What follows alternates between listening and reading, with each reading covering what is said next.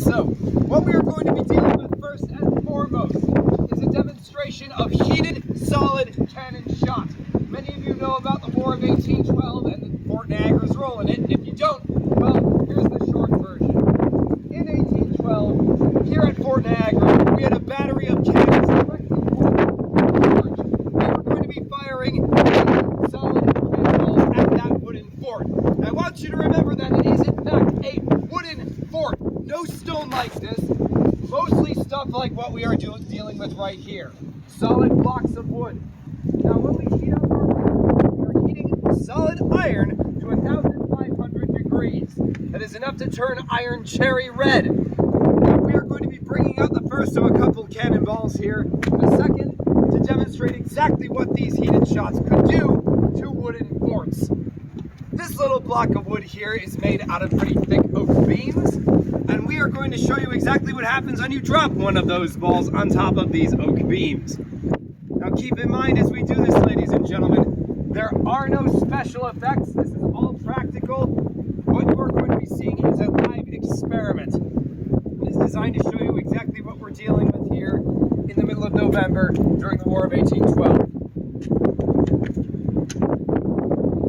Behold, and as you can guess, with the temperature being what it is, this cannonball will actually be rapidly cooling down, but even in that situation, you already see smoke rising from this tinder. You already see flames beginning. Even in this charred area around the wood, you can see that it is still burning. Now let's try something else, ladies and gents. We've let this sit here for a few moments in the wind and the cold. Now let's add some gunpowder to it. Wind's going this way. Perfect. You can see that sparkling that's happening around it. Or maybe you can't. You'll see some flames that are licking up around the side. Yes, yes. Voila! And that's after it's been left cooling for a while, ladies and gentlemen. Gunpowder will still ignite around it. Now we're going to try something else. We're going to try dunking one of these cannonballs in some cold water. We will drop it just adjacent to the wood block, and I shall try that same powder trick again.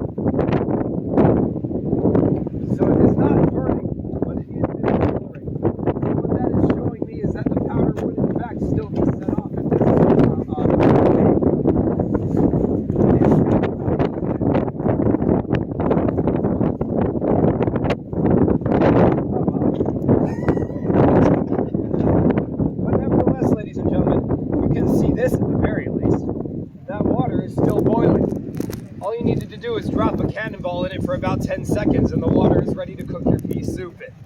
That's also something that should be mentioned. Now, I've told you a little bit about what these things can do. Obviously, if you fire them at wooden ships or buildings, heat them up properly, they will cause wooden targets to burst into flames. But now I'm going to turn it over to my companion, who will tell you exactly what and how this is used and by whom. So I'll be brief because I know it's very cold here, but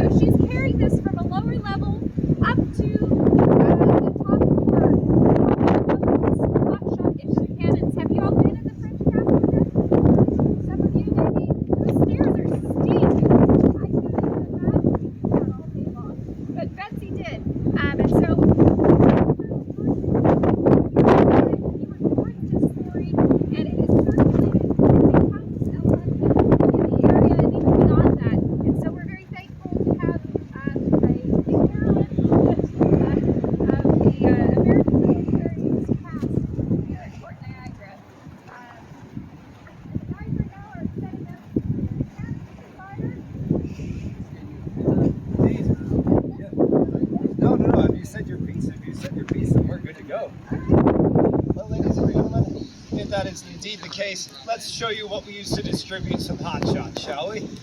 Over there you will see a French 3-pounder cannon.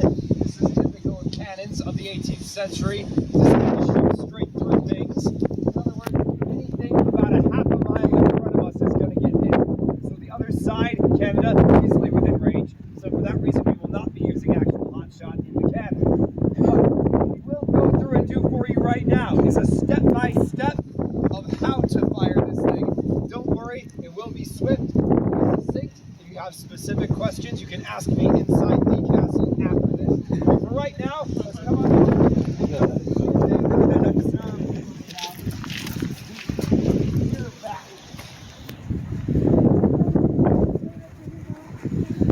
Keep in mind, as we go through this process, this all should be done in 30 seconds.